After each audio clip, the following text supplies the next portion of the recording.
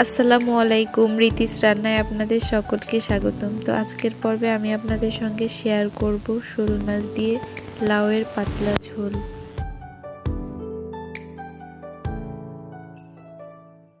প্রথমেই আমি প্যানে দিয়ে দিব তেল, এরপরে দিয়ে দিব পরিমাণ মতো রসুন বাটা। একটু সময় কষিয়ে নিব রসুন বাটার কাঁচা গন্ধটা যাওয়ার জন্য। এরপরে দিয়ে দিলাম জিরা বাটা আর রসুন বাটা আমি খুব ভালো করে কষিয়ে নেব। তারপরে দিয়ে দিব কাঁচামরিচ, আর এই সম্পূর্ণ রান্নাটি আমি কাঁচামরিচ দিয়েই করব। আপনারা চাইলে শুকনো মরিচের ঝালও অ্যাড করতে পারেন। তারপরে দিয়ে দিলাম পরিমাণ মতো লবণ। সব কিছু খুব ভালো করে আমি কষিয়ে নিচ্ছি। তারপরে দিয়ে দিলাম পরিমাণ মতো হলুদ গুঁড়ো।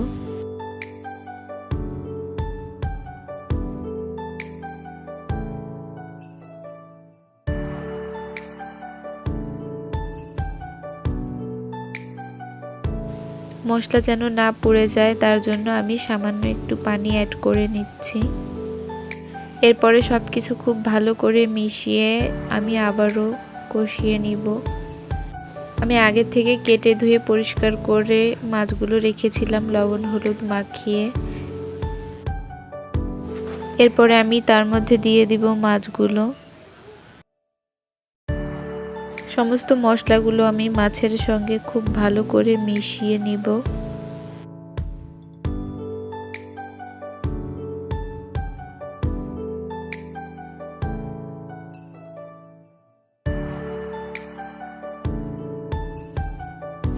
আমি সামান্য একটু পানি অ্যাড করে নিলাম। পানিটা না টেনে আসা অবধি আমরা অপেক্ষা করব। তারপরে মশলা থেকে তেল ছেড়ে দিলে আমি মাছটা এক সাইড করে রাখবো। তরকারি রান্নার শেষে আমি একটি মশলা ব্যবহার করব, আর তার জন্য আমি সেটি তৈরি করে নিচ্ছি। প্রথমে আমি পেঁয়াজ কুচি দিয়ে ভেজে নিব। এরপরে আমি দিয়ে দিলাম কিছু জিরা, সেগুলো তুলে নিয়ে আমি পরে আবার দিয়ে দিলাম তেল। এরপরে দিয়ে দিলাম পরিমাণ মতো রসুন বাটা জিরা বাটা। এগুলো ভালো করে কষিয়ে নেওয়ার পরে দিয়ে দিব সামান্য একটু পানি, যেন মশলাটা পুড়ে না যায়। এবার আমি আবারও দিয়ে দিব কিছু কাঁচামরিচ ফালি।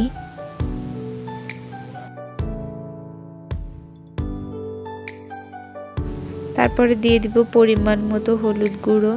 সবকিছু খুব ভালো করে নেড়ে চেড়ে মিশিয়ে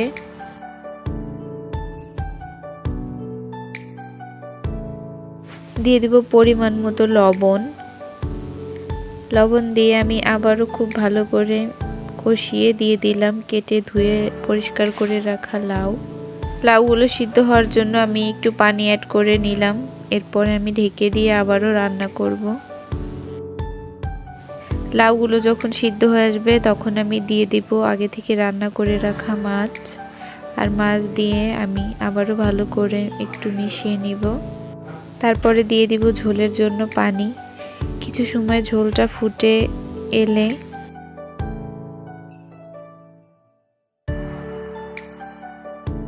এবার দিয়ে দিব সেই মশলাটা যেটা আমি আগে থেকে করে রেখেছিলাম।